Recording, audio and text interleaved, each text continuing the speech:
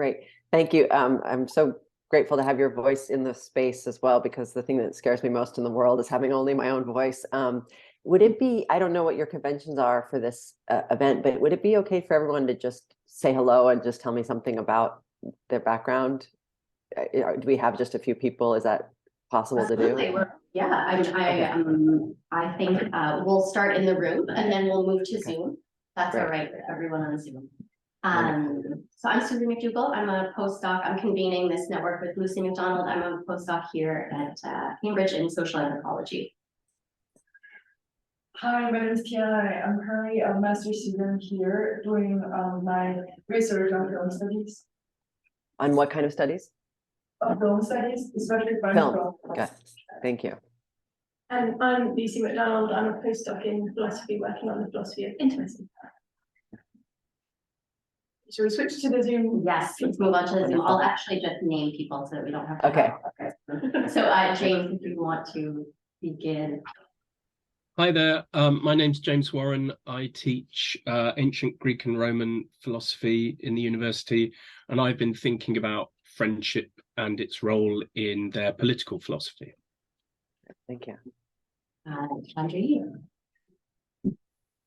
Hi, I'm Chandri, and I'm a PhD student at the University of Edinburgh in social anthropology, and I'm broadly looking at university friendships in Northeast India. So, Jonas. Hi, thanks. I'm Jonas, and I'm taking part from Germany, actually, and I'm a PhD student, and I'm working on the influence of market rationality on personal relationships and friendships, amongst other things. Yeah. My apologies to everyone whose name that I've pronounced incorrectly. You're just doing international borders, Jonas. So that's Jonas. why we don't usually have this convention in the group. Charlie, if you're there. Hello, sorry, my camera isn't working, but I'm Charlie. I'm a PhD student at the University of Nottingham, working in the history of political thought with an interest in philosophy of friendship. It's not my main thesis topic, but it's a secondary interest. Wonderful. All right, well, thank you very much. And I do want to mention only because... Oh, one more. Oh, terrific. I don't want to forget Catherine. Oh, sorry, Catherine says she's in the library. She's a DPhil student researching late medieval English painting, and she's based between Oxford and Cambridge. Wonderful. So thank you all very much. It just gets, it's great to have a sense of who's here, and especially because I knew Susan was doing anthropology. I was trying, and you'll be able to see whether I succeeded. Or I was very excited about the opportunity to talk about something, very much in my area, but in ways that I hope might open up to other areas, and to get your reactions and thinking about this as a multidisciplinary group. So please, this is an open invitation to you to, in fact, though I sometimes might get in the weeds, to be thinking about how this relates to materials of interest to you, or how it doesn't and seems to fall completely flat. That's equally of interest. And I also wanted to mention, I did have a third book, and I'm mentioning it only because I do have two co-authors, and it's very recent. So it's a book called Devotion, and Three Inquiries in Devotion, Three Inquiries in Religion, Literature, and Political Imagination, with Amy Hollywood and Sarah Hammerschlag. So, and now I will begin with I will put the PowerPoint up, and I will smoothly hit the perfect button, which will make it so we are now playing from the current slide. All right, so I've changed the title slightly. And so this is going to be me sort of speaking from the PowerPoints in order to give an overview, and I'm hoping that we'll then this will prompt and be generative of a lot of questions and thoughts from your own areas of expertise. So I amended the title slightly, as we all experience when we write abstracts and titles early on, and then we come to the deadline moment, and realize, oh, there was a much better title just right there at the tips of my fingers. And so this is the amended title, Friendship Incorporated in Early Modern England. It was a title that came to me in part at the I was going to do Friendship Inc.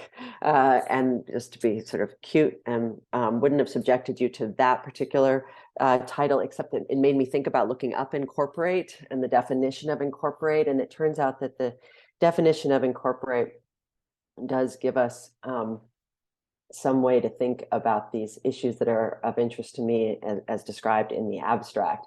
And so, as I noted in the abstract, there's a way that the Renaissance, the early modern European context that I specialize in, is the Renaissance.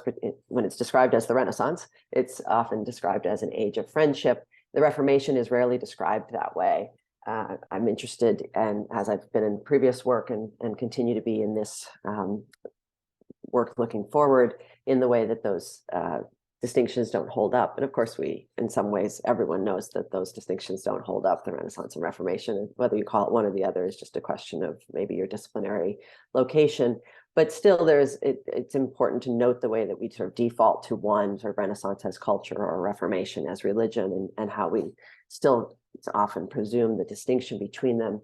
And that's true in studies of friendship. So I'm interested in the word, in things associated with corporation, incorporate, as something that blurs the boundaries in ways that are quite closely related to the ways that friendship blurs the boundaries. And so I'm looking ahead in this very speculative foray into these possibilities. I'm interested in how friendship might be a way of thinking about the affective appeal of commerce in the time period, how that played out in relation to theological justifications for colonizing ventures in the Americas particularly. But of course, given all of your different backgrounds, how you think about friendship in relation to market economies and capitalism and so forth today.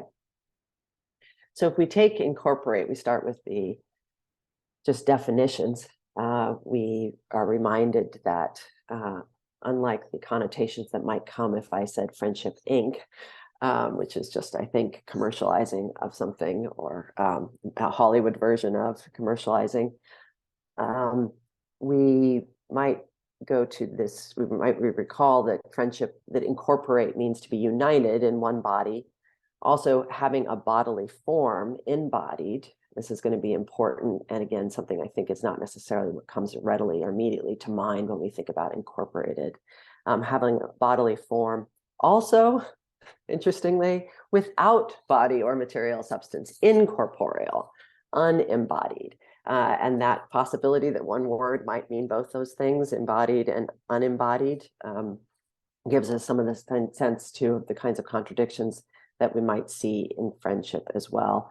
A couple more associated with incorporate as a verb rather than adjective, again, to unite or form into one body, to grow into each other, again, shades of friendship here. Also to copulate, now obsolete, rare, and commerce, the association we have with it, and to form or become constituted as a legal corporation, which has quite a long history.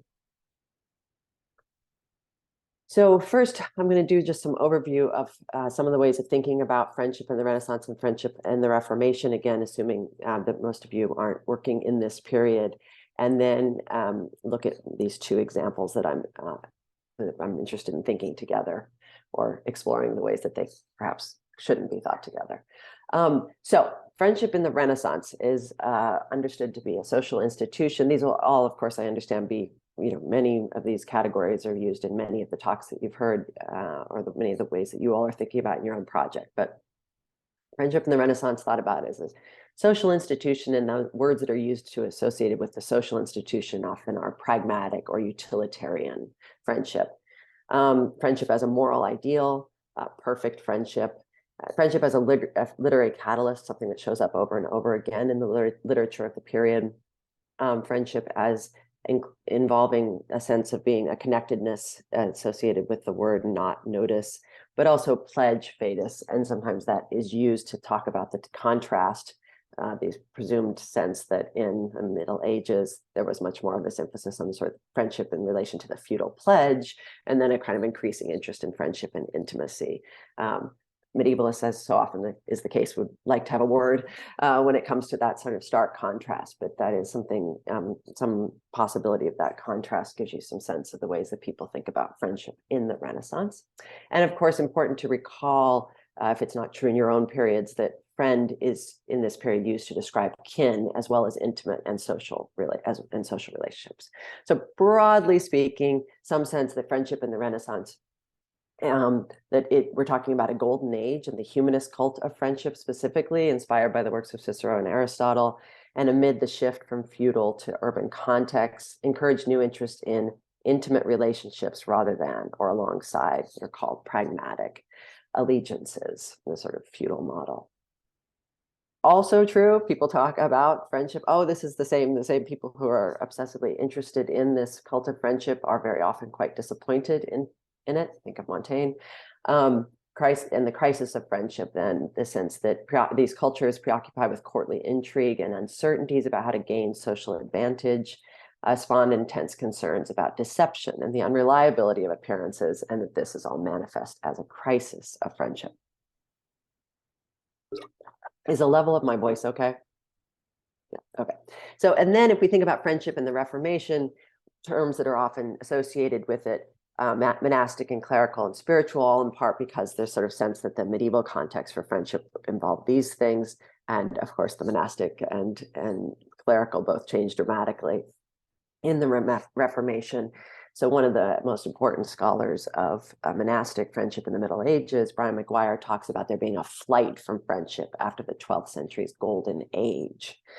And then, as we'll see, also there's a sense, and it seems accurate to me, that, for example, the foremost theologians of the Protestant Reformation, Calvin and Luther, had very little interest in friendship as a theological or spiritual ideal, and certainly marriage and family seem to be the more obvious sites of theological and pastoral interest. And that goes along with what, if you know, sort of one thing about how the Reformation changed society, right? The new interest in marriage, the emptying of the monastery. So not surprising that marriage and family, but also in a literary sense, the marriage is a metaphor for the spiritual bond rather than friendship. That seems more obvious.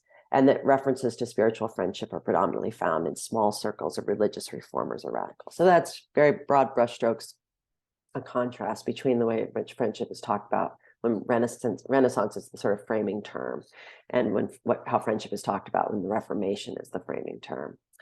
Some of the books that have been especially important, and especially when we're thinking about friendship in English early modern contexts, Lorna Hudson, Usurer's Daughter, Laurie Shannon, and these are literary scholars, Sovereign Amity, Figures of Friendship in Shakespearean Contexts.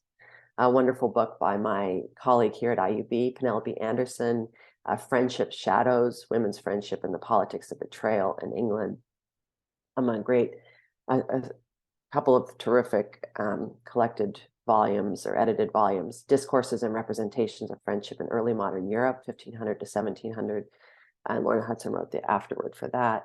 The Friend by Alan Bray, an extraordinary work by a person who also was known for doing, did important work on homosexuality in early modern England, and another edited volume, Friendship and Sociability in Pre-Modern Europe, Context, Concepts, and Expressions. So just to give you a sense of the range of works.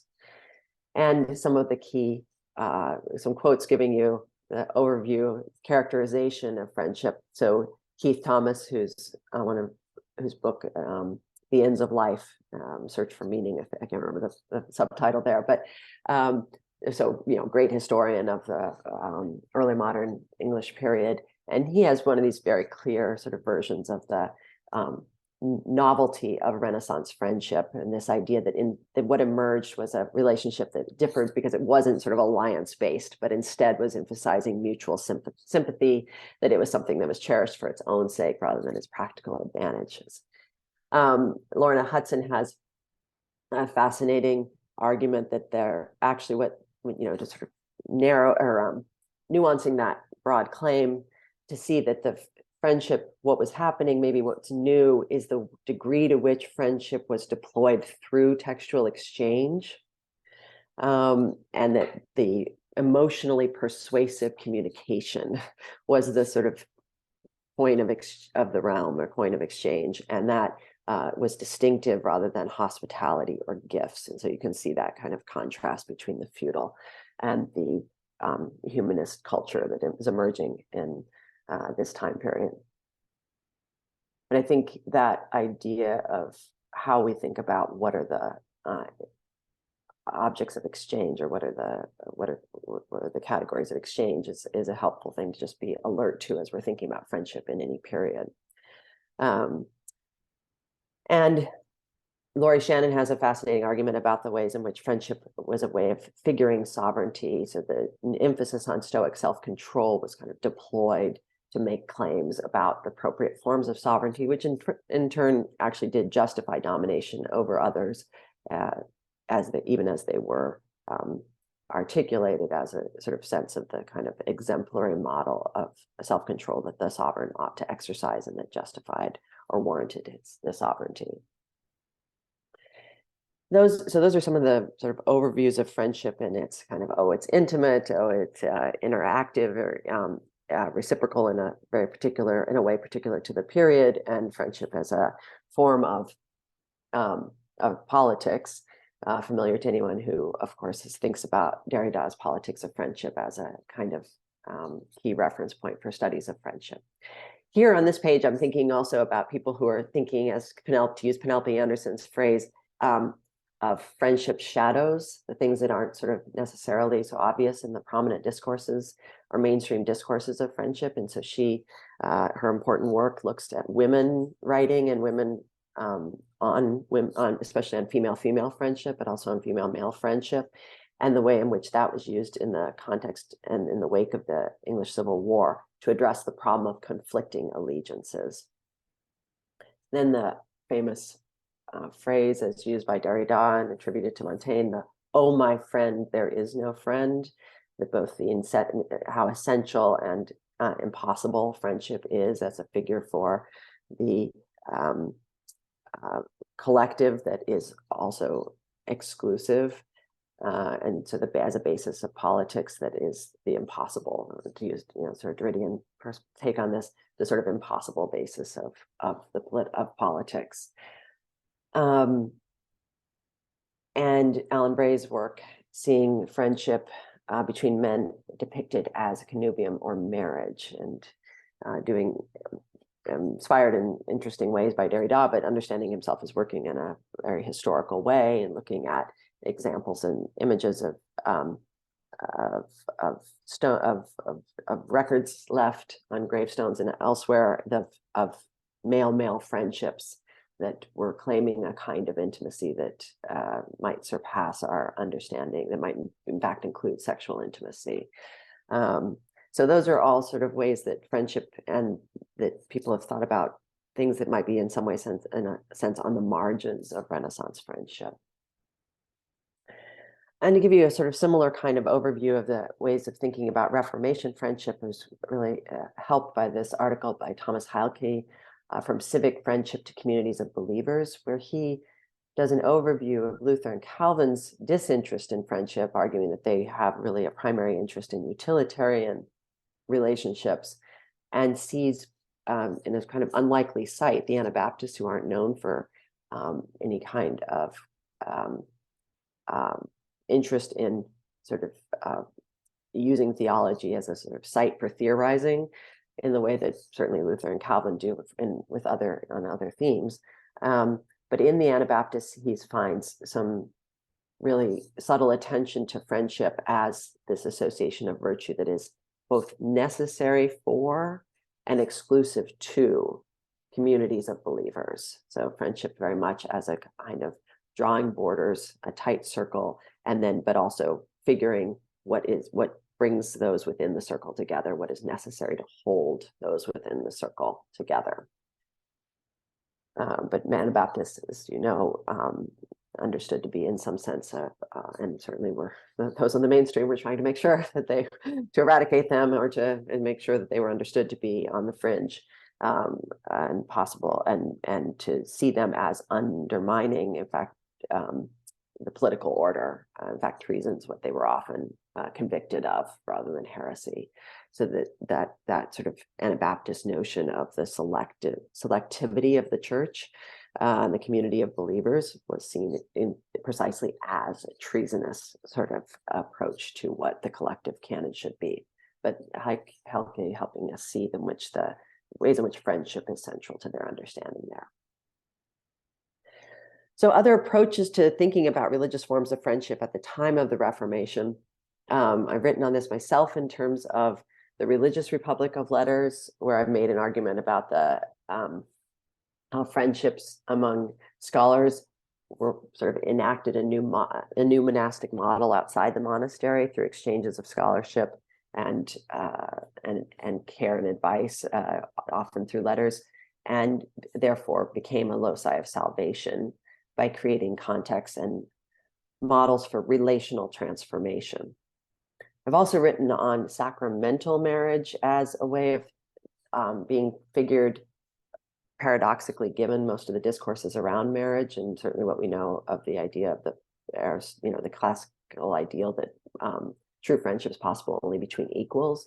So sacramental marriage, something that was presuming in the hierarchical relationship between husband and wife, while also claiming a kind of merging of two into one flesh. And so you get some humanist manuals on friendship that will claim that therefore it's a superlative form of friendship because it's a true unifying. While I would say for them, what's important is that unity doesn't disturb the hierarchy and the sort of simultaneity of unity and hierarchy, something that some of the discussions of sacramental marriage that figured it as friendship were using that to sort of theorize the possibility of that simultaneity of hierarchy and unity in a seemingly intimate context. And then have been helped also by Sarah Rolfe-Prodan's argument and wonderful phrase that friendship has a complex geometry, which I offer to all of you. I think it works for so many of us, for so many ways of thinking about friendship in different contexts. So she's thinking about it specifically in the early modern context I was going to hold up the book again, though I think I already put the cover up, in the introduction to this book, Friendship and Sociability in Pre-Modern Europe. And so she's thinking about how friendship is triangulated among friends and a common third element. It becomes quite interesting when you start to think about friendship as involving this third element, which could be a shared social network, or those of you who are social anthropologists, right? Culture is always the third element in some sense, but a shared social network or a joint political end or the divine. Ficino is explicit about saying friendship always involves a third, and the Christian concept of friendship specifically served to create a bond between two otherwise unequal individuals, which was overcoming a distance that was as socioeconomic as it was physical. So again, thinking as with sacramental marriage of the simultaneity of hierarchy and difference and unification and unity. Again, foreshadowing. I think this is interesting to be thinking about always with the word corporate or corporations in mind. So, and that is exactly what then I'd like to do, is to think about how we might consider, and for myself, this is me expanding beyond my thinking and the Religious Republic of Letters and in poetic relations, and the ways in which I was most interested in sort of forms of small collectivities and how it is they figured the significance of their bonds. I now am interested in opening that up to consider the possibility of thinking about friendship in relation to the development of what I really think we should be often, or certainly if we're looking at it from this period, called the development of Christian capitalism. In other words, that capitalism, the ways in which capitalism is deeply informed by theological justifications and models, and what place friendship might have in that. And this is a very, very preliminary exploration in that direction. But so I'll be doing it by comparing two things, which I will just say at the outset so that we can start there, are in a sense apples and oranges. So George Herbert's poetry and Protestant theologies of commerce, and whether there's something to be learned from thinking those seemingly disparate genres alongside each other. But I want to frame it with this, again, way of thinking, that this possibility of how we might understand what's changing at this time in terms of thinking about the collective, and thinking to how modernity might be understood as a question of the collective, and the significance of what the Reformation did and what the Reformation marks in terms of a shift in Christian thinking about collectivity. So Desserteau is an wonderfully suggestive thinker in so many ways, and on this point as well. So he says that Christianity begins with the loss of a body, both the loss of the body of Jesus and the loss of the body Israel. And this initial privation of body, says, goes on producing institution and discourses that are effects of and substitutes for that absence. And of course, the most obvious example here is the Eucharist, but there is a continual sort of theorizing of the body of Christ and the how it is that the collective is formed, given the absence of what is the catalyst for its formation, namely the body of Christ. And so he says specifically to this period, it would be henceforth, with the help of a legible body of the origins and or the visible sign of the Eucharist, that a mystical church body would have to be invented, in the same sense in which there was to be an invention of the new world. And that endeavor, he said, was the Reformation. Of course, this is not distinct, meaning the corporate body, the question of the collectivity of the church, the very question of the church, is as old as, in fact, marks what it is that would make Christianity identifiable as a distinctive movement. But the idea that perhaps we should be thinking about the shift in the early modern period in terms of the creation of the church body and the collective body. So for him, he's thinking particularly the way in which Protestant emphasis on origins and the status of the scriptural corpus, and the other Catholic being the tradition and the sacraments. And I want to point that out to you in order to think, this invites us to also to think where and what other locations do we see some kind of creation of collectivity of the mystical church body happening. So in short, and just to put that in slightly more summary terms, Europeans were reinventing the corpus mysticum, or body of believers, as the body of Christ, in the same era when they were discovering, invading, and inventing the new world. And in this presentation, I'm interested in just considering two ways that friendship discourse became a site for theorizing this church, the church as a collectivity of believers, as the body of Christ. And here now we will turn to George Herbert, and who many of you will know as author of a collection of poems published posthumously known as The Temple. So in other words, he's thinking the collection itself is as figured as, and there's lots of great work on the sort of architecture of the collection, but that it's in himself, because he was a pastor, a priest in the Anglican Church, that he himself was thinking always about the constitution of the church as he was living it out every day. And his prose writing that was done also underscores his interest in this issue. It's one of the reasons he's often described as the country parson. So this prose work called A Priest to the Temple, the country parson, his character and rule of life. So we know that George Herbert in his life and in his writings was interested in church, the church, constitution of the church, the running of the church, at the very practical level, and in the spiritual level, and in terms of an aspirational level of what is the church.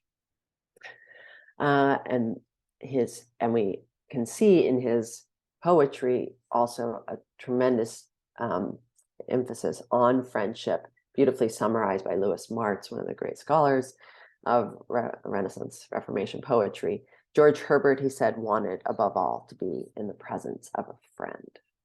And remember, this is devotional poetry, so he's thinking about this in terms of how he's writing to and to God and about a relationship with God, and always invoking also experiences of relationship, of human-human relationships. So just some of the evocative references to friendship, just to give you a flavor of it. Thou tookest away my life, and more for my friends die, right? Life is not worth living without friends. It's an old theme, something that is in his poetry. The soul, a beautiful image of the soul awaiting grace, is like those who at a door attend dispatches from their friend.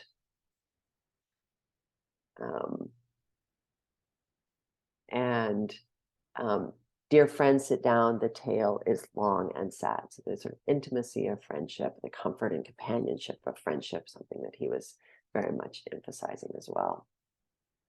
So my own twist on, in my book, Poetic Relations, my own twist on Herbert's interest in this wanting to be above all in the presence of a friend is that he had to try very hard to befriend God, which should raise the question, or it reminds us to ask, why was this so difficult to do? And there's an obvious answer, which is in the Reformation theology. There's a way in which there's sort of one standard line about it, is that God, became more distant, and there's sort of a acceptance and appreciation of the kind of mysteriousness and distance of God, and that only through Christ and faith and grace is there any, and that's all there is to know of God, is what it is that God has given through Christ. And yet that would, that's fine, then you don't use the term friendship to talk about a relationship with God. But Herbert was thinking about befriending God and thinking about the difficulty of it. So this is one of the catalysts for his fascinating kind of ruminations on the difficulties of friendship. And so I'm going to use reorient this bar of people so that I can read this. So this poem called Unkindness, which I'll read here in its entirety and then say a bit about. Lord, he's speaking, of course, as you can see from the outset, to God, and we're seeing what seems to be a clear contrast between what he does as a friend and what he does in his relationship to God. And we'll see that it's not as clearly differentiated as it might initially seem. Lord, make me coy and tender to offend. In friendship, first I think, if that agree, which I intend unto my friend's intent and end. I would not use a friend as I use thee. If any touch my friend or his good name, it is my honor and my love to free his blasted fame from the least spot or thought of blame. I could not use a friend as I use thee. My friend may spit upon my curious floor. Would he have gold? I lend it instantly, but let the poor and thou within them starve at door. I cannot use a friend as I use thee. When that my friend pretendeth to a place, I quit my interest and leave it free. But when thy grace is for my heart, I thee displace. Nor would I use a friend as I use thee. Yet can a friend what thou hast done fulfill? O write in brass, my God upon a tree his blood did spill, only to purchase my goodwill. Yet use I not my foes as I use thee.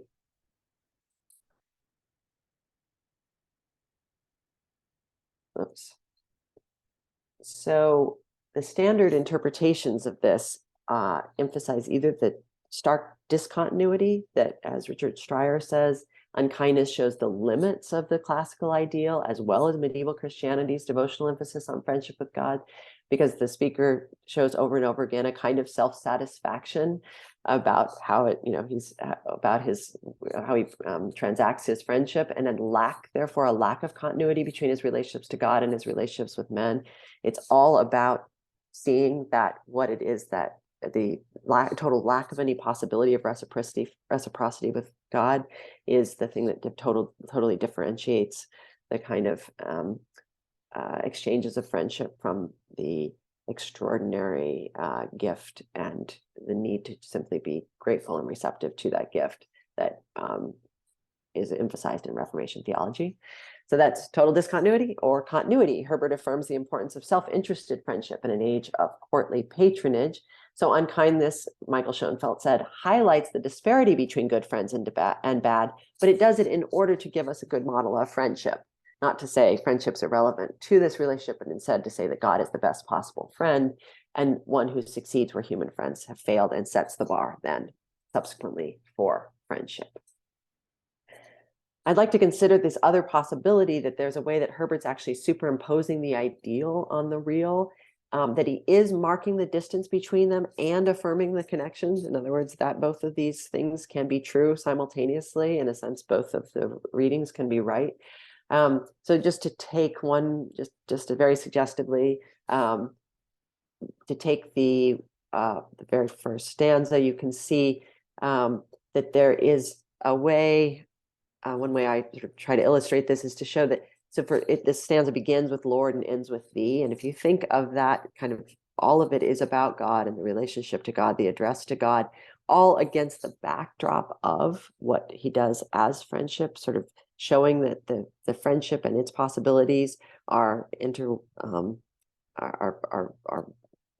coexisting with what it is that is happening, with the relation, how the relationship with God is envisioned. So when he says, I would not use a friend as I use thee, we have to think, what is the use of friendship then for Herbert? And we have clearly this idea that friendship is for aid. First, I think if that agree, which I intend, and to my friends intent and end. But we have a sort of tinge of obsequious self-interest here as well. What's the use of friendship? It involves self-sacrifice. And he tells us that he overlooks offenses, and he instantly lends money, and he prioritizes his friends' needs. But this has a sense of an isolating self-denial.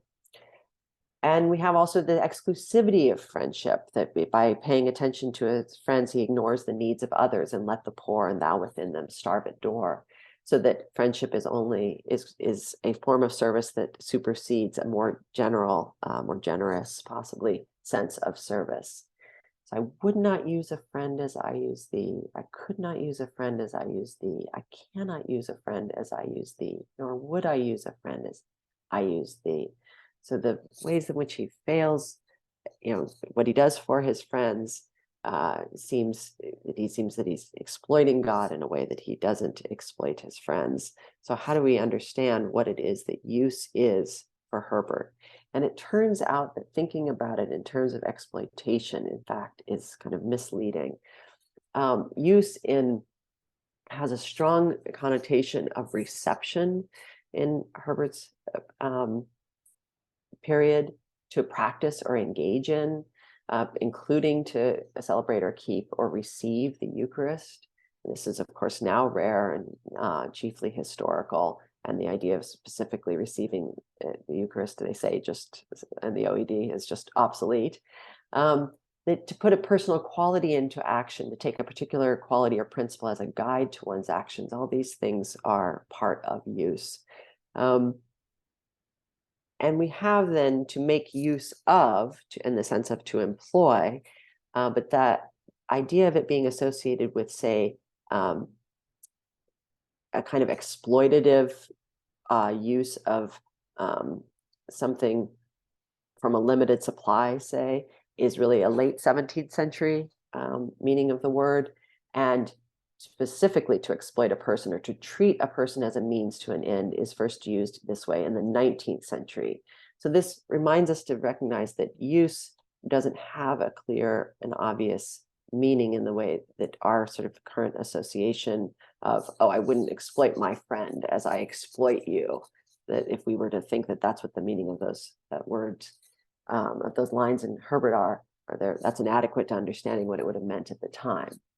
So if we're thinking about the geometry of friendship and unkindness, we have to keep in mind that use connotes receiving, as well as putting something into action or employing something. And also that we have to, at the same time, keep in mind that unkindness contains within it this word kind, which had a connotation of both kin, so family, and likeness.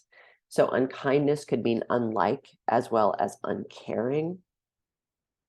So yet can a friend with thou hast done fulfill, O write in brass, my God upon a tree his blood did spill, only to purchase my goodwill. Yet use I not my foes as I use thee. So what we have here in friendship is that Herbert is presenting himself as both falling short by doing for his friends what he does not do for God, and also as orienting himself rightly as one who receives what the divine gives. So in a sense, the poem works itself against itself. It doesn't mean that the poem is incoherent. It means it offers a compressed account of friendship's complicated dynamics of reciprocity. So in Unkindness, the geometry of friendship is plotted in 3 dimensions, including proximity as well as distance, similarity as well as difference, and giving as well as receiving. We think about friendship in relation to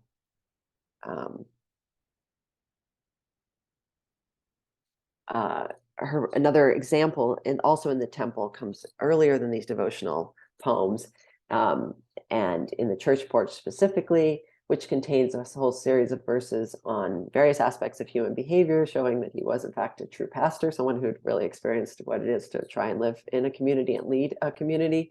And friendship figures in this in all kinds of ways, thinking about how to, how important friendships are for sustaining social advantage and companionship, and sort of all the kind of whole range of everything from the sort of utilitarian to virtuous friendship, ending though with this, which reminds us exactly how suffused and permeated friendship was with these religious models of Christ and relationship with Christ, and Christ's relationship, as we'll see, to friends as it's figured in the New Testament.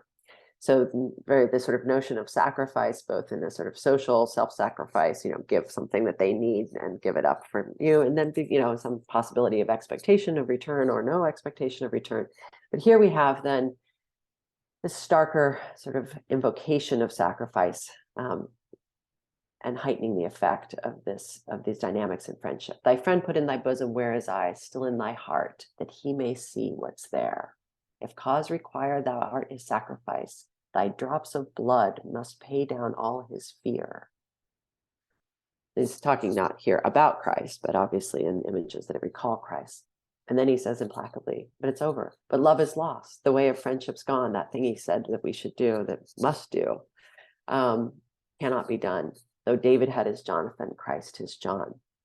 So he's both invoking the biblical model that we can think of, say, from the Gospel of John, that many people will be familiar, even if you've never read the Gospel of John, familiar with this phrase: greater love hath no man than this, that a man lay down his life for his friends. Ye are my friends. And then this is fascinating and worth noting how complicated even here in this short passage from the Bible, where it seems pretty straightforward from the first line. What do you have to do for friends? You have to lay down your life for your friends. If you do, what is a friend? No, a friend is someone who does exactly what they're told. You are my friends if, it's conditional, you do whatsoever I command you. And then that seems to then give us this hierarchical, master servant model. And then explicitly repudiated, I call you not servants, for the servant knoweth not what the Lord doeth. So now we have a reintroduction of intimacy. But I have called you friends, for all things that I have heard of my Father, I have made known unto you. So this great sharing is provided for the friends in the that Christ says to his friends, that there is a kind of intimacy even within this hierarchy, and this kind of, what's the sort of implacable standard of friendship, that to give the culminating requirement of friendship is total self-sacrifice, but also we have the kind of invocation of this companionship model. So we have in Herbert's corporate vision the church as a body bound by sacrificial self-giving and receiving, something constituted by like and unlike parts. Sorry, I should have emphasized sacrificial self-giving and receiving, being receptive, use as a receiving as well as employing. And then it involves emotional intimacy, as well as a continual accounting of, and in some sense, being contingent upon what is given and received. So friendship is conditional and unconditional, emotional and transactional, like involving like and unlike, hierarchy involving hierarchy and equality. Now I want to make a shift to thinking about whether that sort of thinking about friendship might, how we might think about this possibility of it in relation to notions of corporation. And there again, I think it's helpful to start with some definitions. So this idea of corporate as an intransitive verb from Latin, to unite or join together, but in law, an entity that's legally authorized to act and be treated as a single body. There was a long-standing, the church as corporation had a long-standing legal status in the English context.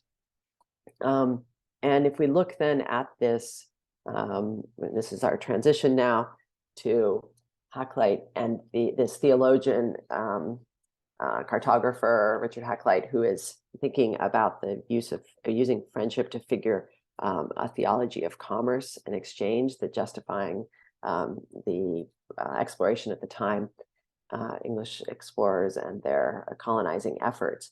So interesting that this shows up in the definition of corporate: any person or persons, body politic, or corporate or incorporate. And then also helpful to see again, just I'm putting these things together to sort of remind us how that emphasis on what can be seen as very much heading in a kind of commercial direction and understood as legal and commercial entity sits alongside the emphasis on the religious use of corporation. So Thomas More, for example, in his treatise on the Passion, Christ doth incorporate all Christian folk in his own body in one corporation mystical. So here I'm relying heavily on David Harris Sachs, who's one of the only people I've seen who's done extensive work on this idea of commercial exchange as a form of friendship, drawing on this Reformation theology in this article, To Heal the World. And he cites from several theologians exploring what he calls the Libanian Erasmian model of thinking about a theology of commerce as something that is providentially ordained so that there can be an overcoming of the kind of sinful human impulse to self-sufficiency and the kind of need for collectivity. So God does not bestow his gifts on every part of the earth, but it's distributed them among different nations. Why? Why do we have different things in different places? So that people might, each realizing they need assistance from another, might maintain and cultivate society.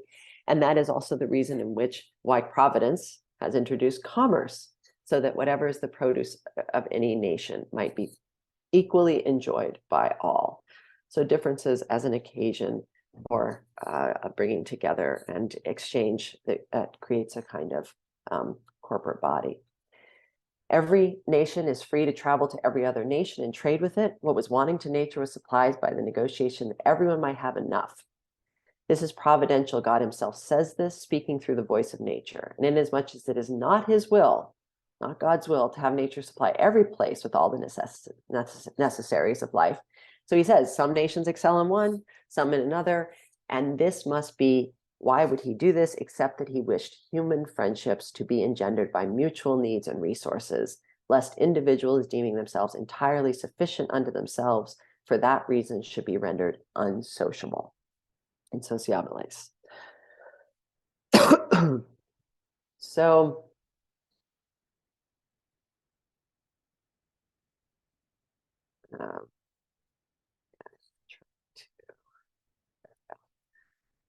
this around. So one of the most important English proponents of this view that mutual dependency can make the Native Americas not only Christians, but allies and friends was Richard Hakluyt, this Oxford Don and scholar, the ordained clergyman, canon of Westminster Abbey, and a leading cartographer of the era.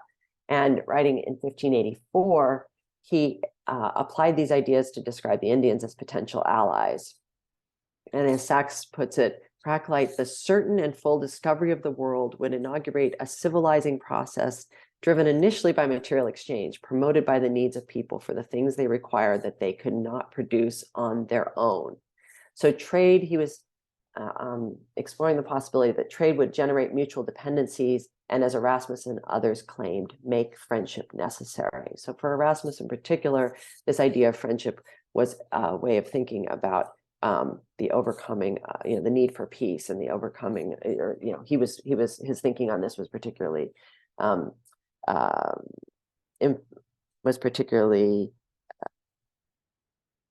catalyzed by the pervasiveness of war in his time. But with Hakluyt, we begin to see this interest in thinking about it in relation to commerce. That how is it that we can overcome, or how is it that we can understand what sort of collectivity should emerge and why it should emerge, and think that friendship is the aim. So Hakluyt's corporate theology encouraged and justified the European. It's just one example of how, of theological ideas that encouraged and justified European exploration, colonization, and missionary invasion of the Americas. And so, mindful as I am now of time, I will turn to some possible invitations to ways that we might then see, think together about some of the connections between the things that I've put forth. So these two examples of how discourses of friendship informed conceptions of the collective that are neither wholly intimate and or familial, so collectivity, or even exclusive in the Anabaptist sense on the one hand, nor public and or political on the other, but instead corporate. So I'm suggesting, and very interested in pursuing the possibilities of thinking about how it might be possible to imagine that corporate and friendship are occupying some of the same in-between spaces between, what of course came to be called, was not at the time called, public and private, but we can, with the intimate and familial on the one hand and public and political on the other.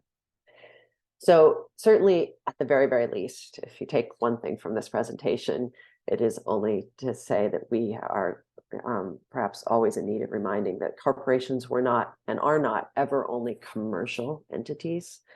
This is perhaps, I would say, one of the reasons that they're so destructive, and one of the reasons that capitalism has in fact been so pervasive and appealing.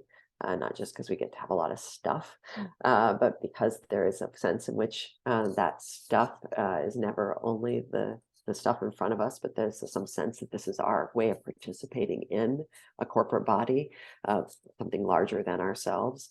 And those sort of the sensibility of commerce associated with, say, Adam Smith, and for those who do that kind of scholarship on the early history of capitalism, perhaps we ought to be looking back even before that to earlier figurations of corporations and corporate bodies.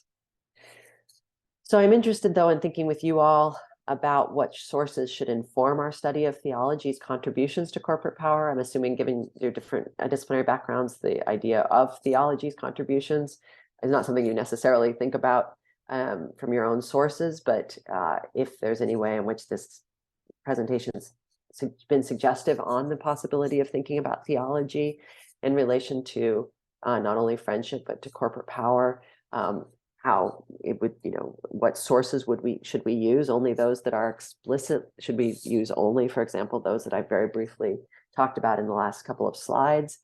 Theologian talking very explicitly, justifying, giving theological justifications for trade and exchange, or for Christian. So which sources should inform then our study of capitalism, our theology's contributions to capitalism? Is there any possibility of sources like poetry informing our understanding of it? Or should we, and what range of sources do we think are significant for and relevant here?